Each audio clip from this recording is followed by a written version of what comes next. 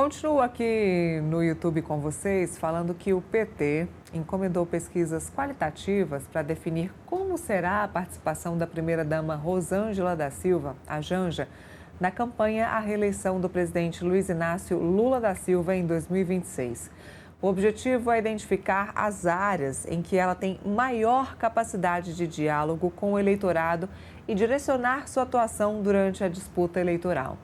Os levantamentos encomendados pelo partido apontaram que Janja apresenta melhor desempenho em 2 temas específicos: o combate à violência contra as mulheres e a defesa dos direitos dos animais. A avaliação interna é que esses assuntos podem ser prioritários na participação da primeira-dama ao longo da campanha. Segundo dirigentes petistas, Janja terá voz ativa em todas as frentes da campanha de Lula, com destaque para as áreas de comunicação e marketing. A expectativa do partido é que sua participação contribua para ampliar o alcance das mensagens da candidatura junto a diferentes segmentos do eleitorado. Nos bastidores, a primeira-dama tem participado com frequência das reuniões no quartel-general da campanha, que é instalado em uma mansão no Lago Sul, em Brasília, onde a equipe eleitoral do presidente organiza as principais estratégias para a disputa presidencial. Bom, deixa eu falar mais um pouquinho aqui do presidente Lula. A matéria do presidente Lula também, isso, pessoal, deixa eu falar um pouquinho aí sobre a Janja.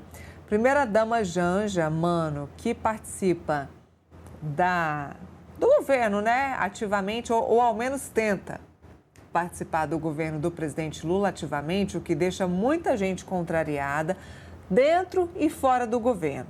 Desde o primeiro dia desse governo do PT, muita gente se sente incomodada com a participação da Janja, porque ela não tem nenhum cargo político e ela está ali com um gabinete instalado dentro do Palácio do Planalto, ao lado do gabinete do presidente Lula, como se houvesse um cargo político. E ela participa ativamente de decisões, de reuniões estratégicas. A gente está cansado de ver reuniões ministeriais onde a Janja participa. É um problema? Não é um problema? Muita gente entende ser um problema. Até onde vai a participação da primeira-dama nessa questão primária política, do núcleo duro político de um governo, de um governo presidencial?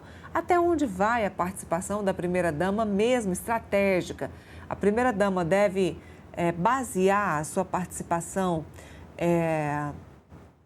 fora do Palácio do Planalto, deve basear a sua participação ali em campanhas fora do Palácio do Planalto, só no Palácio da Alvorada? O que a gente deve esperar da atuação de uma primeira-dama,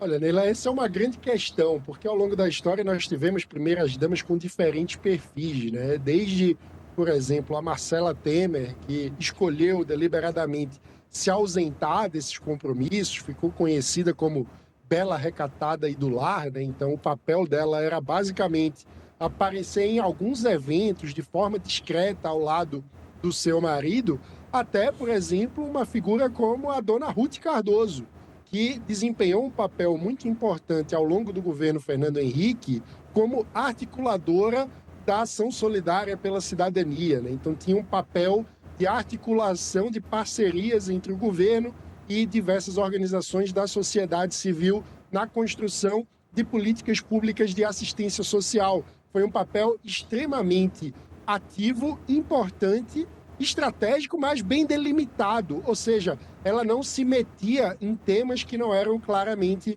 da expertise dela. Ela, como uma pessoa com grande currículo na academia também, né? A Ruth Cardoso tinha vida própria nesse sentido. E é curioso notar que quando Janja declara, por exemplo, que foi a primeira-dama a trabalhar, ela está invisibilizando o trabalho e a história de diversas mulheres ao longo do tempo que passaram pelo posto de primeira-dama, como é o caso da dona Ruth, mas também é o caso da própria Michele Bolsonaro, que se envolveu ao longo do governo Bolsonaro em temas, sobretudo, de inclusão de pessoas com deficiência. E esse também é um trabalho legítimo, que não deveria ser ignorado ou invisibilizado, como tentou fazer Janja ao se colocar num protagonismo ineditista que é descolado da realidade. Ela não é a primeira-dama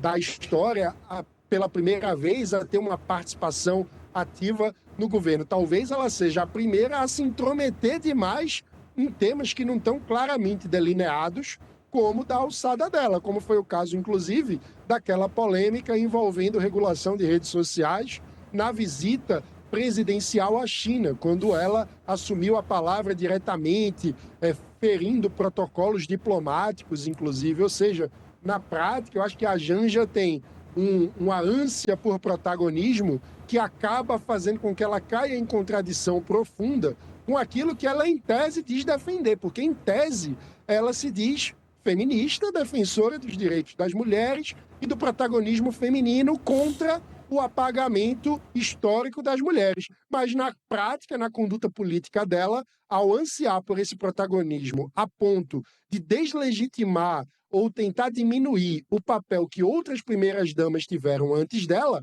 ela está caindo em contradição. Ela está apagando o legado, ou a participação histórica de primeiras-damas que desempenharam papéis importantes ao longo da história do Brasil. Então, do ponto de vista da campanha eleitoral, não sei até que ponto a Janja consegue se colocar como um ativo para além da bolha mais próxima do PT, e mesmo nessa bolha ela tem dificuldade, como você bem falou, pessoas muito próximas do presidente Lula têm desconforto com a postura que Janja acaba tendo, que muitas vezes extrapola o papel institucional. Não há uma clareza delimitada de até onde vai o poder e a influência de Janja.